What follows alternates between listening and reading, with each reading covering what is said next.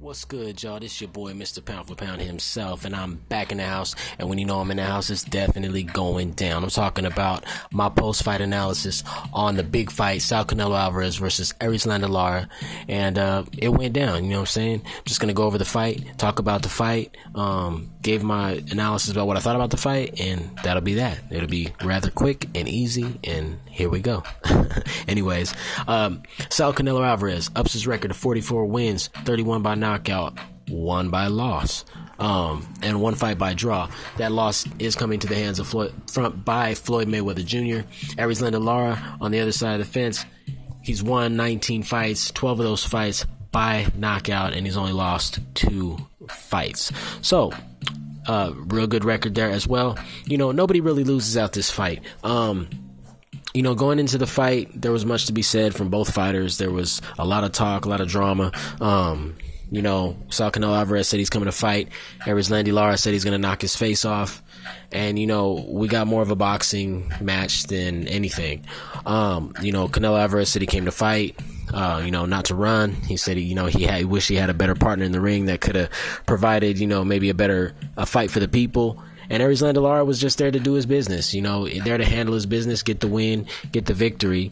You know, halfway through the fight, he looked like he was going to do that. You know, he was showing some good boxing, in and out, landing good shots from Canelo, good lateral movement. My only gripe about what Lara was doing was at some point, I even said to myself, he's moving a little too much. You know, there's a point where it's boxing and there's a point where it's effective boxing. And then there's a point where it's like, okay, you're going to lose the judges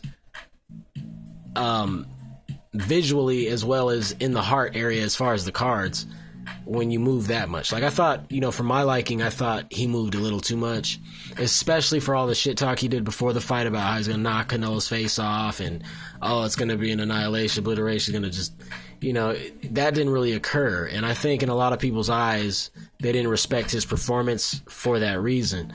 I thought it was a good performance for Lara. I also thought it was a good performance for Canelo. If you look at the overall fight, Lara only landed over 12 whole rounds, 10 more punches. And, you know, people on Lara's side of the fence are going to say, well, he landed 10 more punches. Yeah, but at the end of the day, it's like, don't act like he really whooped his ass that bad. He only landed 10 more punches. It's not like he really obliterated him. So at the end of the day, you judge boxing how you watch the fight. And the judges made their decision. And, you know, 117, 111 is a little too steep for me. If they were going to go split decision either way, Canelo Lara, that card should have been a lot closer.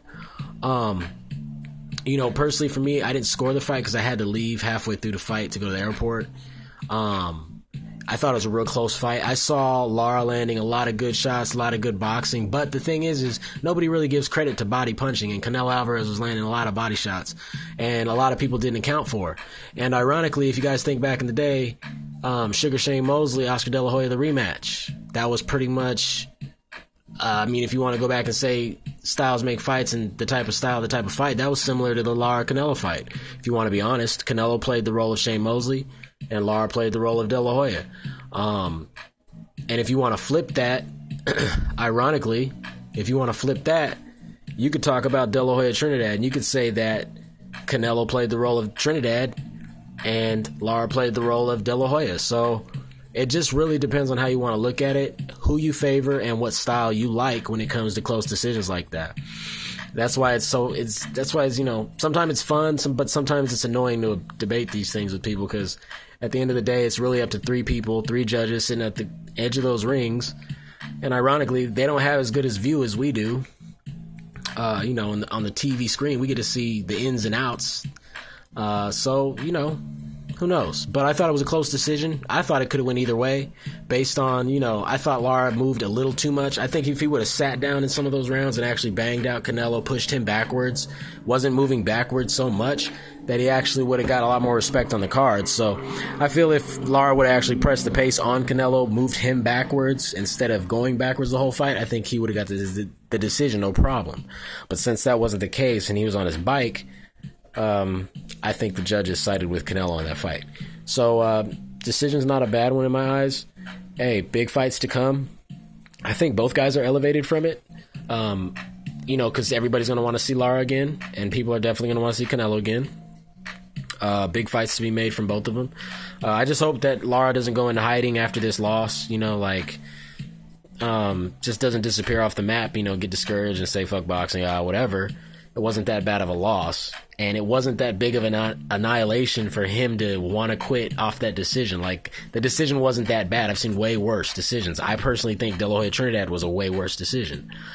So, you know, Lara's got a lot left in the tank. Don't want to see him go anywhere, but if he quits, I totally understand. You know, he had his big fight that he wanted and lost, and he felt he got robbed, so hey, you know, whatever, but I'd still like to see Lara fight. As far as Canelo Alvarez, sky's the limit. You know, we're going to see a lot more of this guy in big fights, big pay-per-view events, and I can't wait.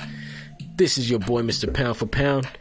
Alvarez, Lara, post-fight analysis. I'm out of here.